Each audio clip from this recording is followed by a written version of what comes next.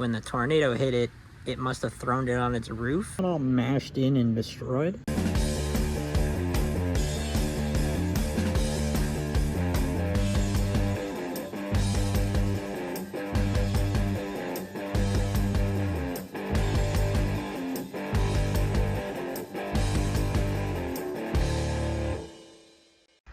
So this is the roof that the crew cab has currently.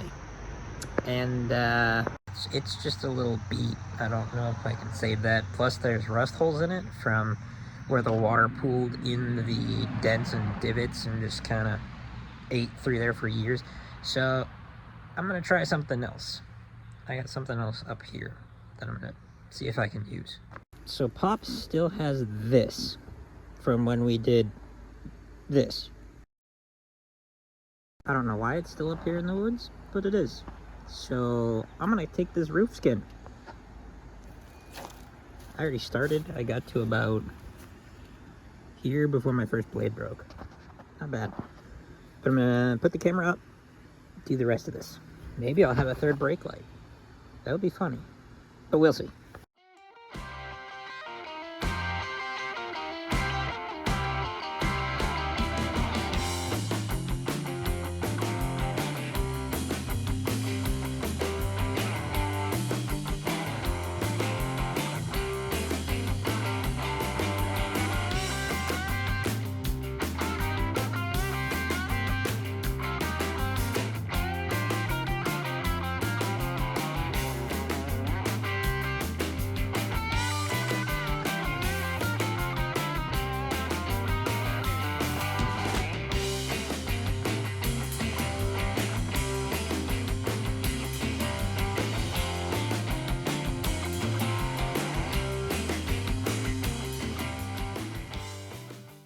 So I got the Tahoe skin down from the woods.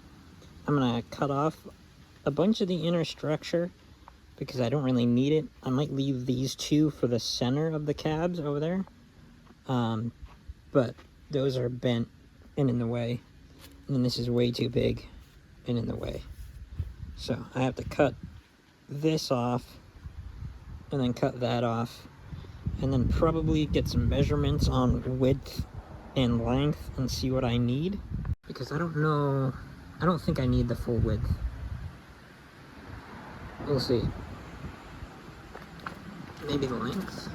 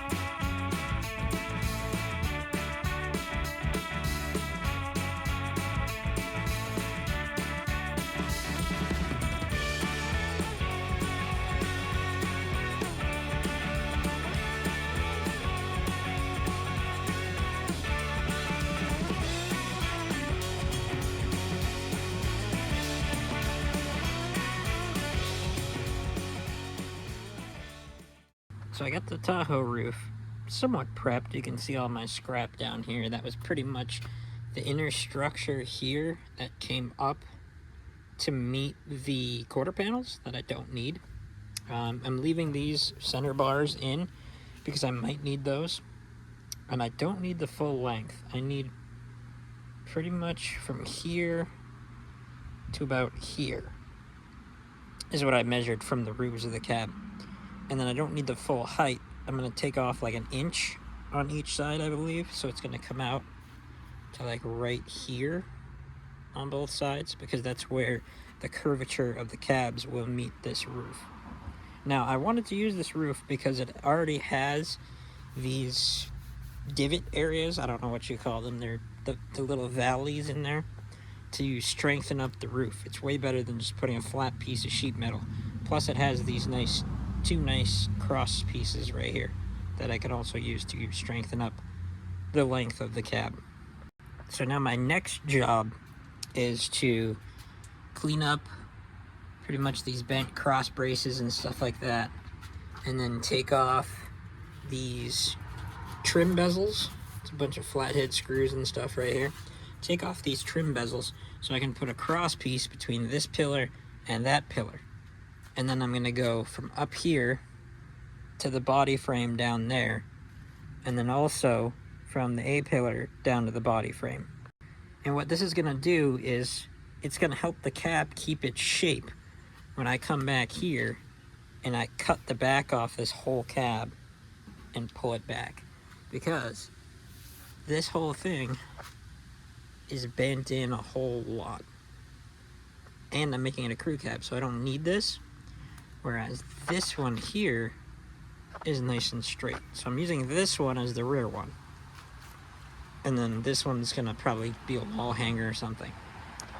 The other problem I have is this windshield frame. You can see when the tornado hit it, it must have thrown it on its roof or dropped something on it, so this windshield frame is crushed in right here. And this inner structure piece above the windshield is also destroyed. Now thankfully, the rear cap section does have this whole piece with a good inner structure piece. The one difference though, this, if you can see right up there, comes to a point. I believe this is a 37 cab, whereas this front one is a 35-36, because this had a straight glass window and this one had a two-piece window that met in the middle at a point. Will that make it harder? Undoubtedly, yes. But am I going to make it work? Also, yes.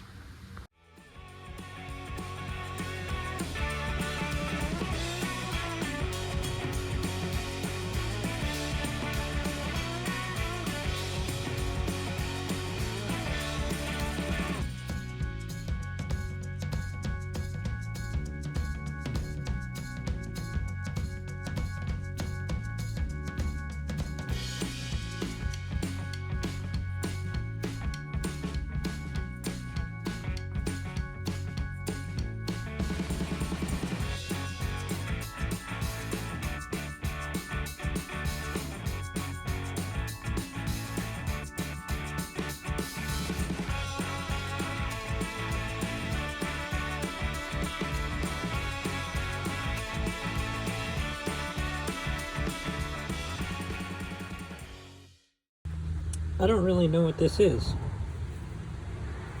I just found it back here. But it's pretty cool. And undoubtedly it shows that this was a Texas truck, because it says Dallas right there. Pretty neat. I'm gonna have to look this up and see what it is. So I'm gonna throw in some braces now. That way. And then across here.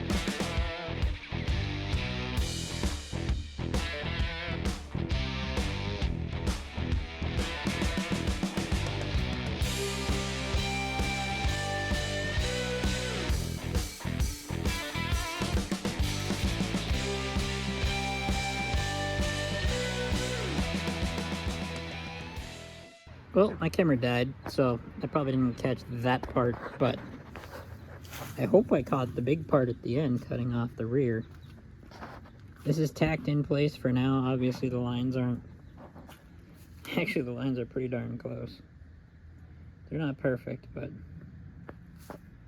the nice part is, on these, they're like building blocks almost, so you line that up on this side, line up the pillars, and it looks pretty darn close.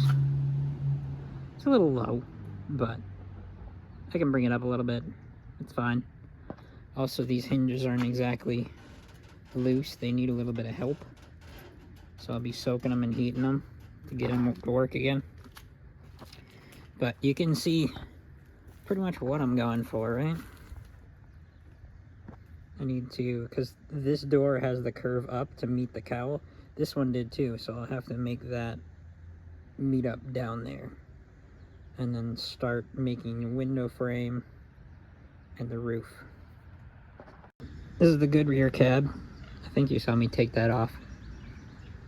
And that's the bent one. Which is kind of sad because it had that cool pinstripe on it, but I think that looks pretty good. I'm out of time for today, so I gotta clean up and get everything back in the shop. The next day.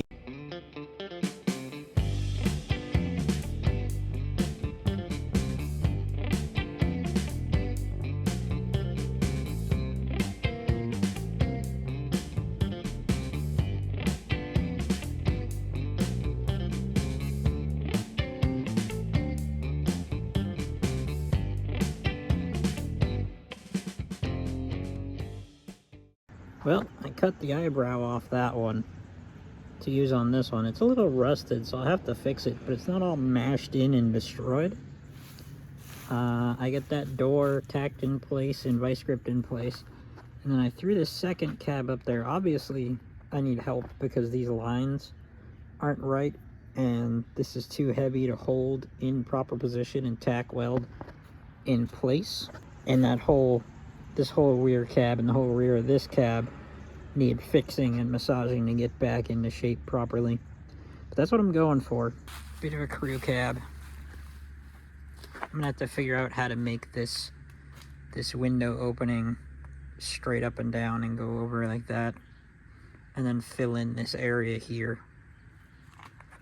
Just held together right now with some angle iron and vice grips on both sides. And then I got a chain in the back, making sure that the thing doesn't fall forward, because there's no meat up there anymore. But yeah, like this is all destroyed. I don't know how. Probably when it got flipped, the body mounts tore and bent, like on that side too. This one is the same. But it's actually all here. Like, this isn't all rotted out like it usually is. And then there's that front eyebrow I was saying. That's gonna go up there after I fix the whole underside from the rust, because it's got some rust. So probably gonna have to cut this one out, see if I can bang it out, and then take parts of this one to fix that one before I put that one in there.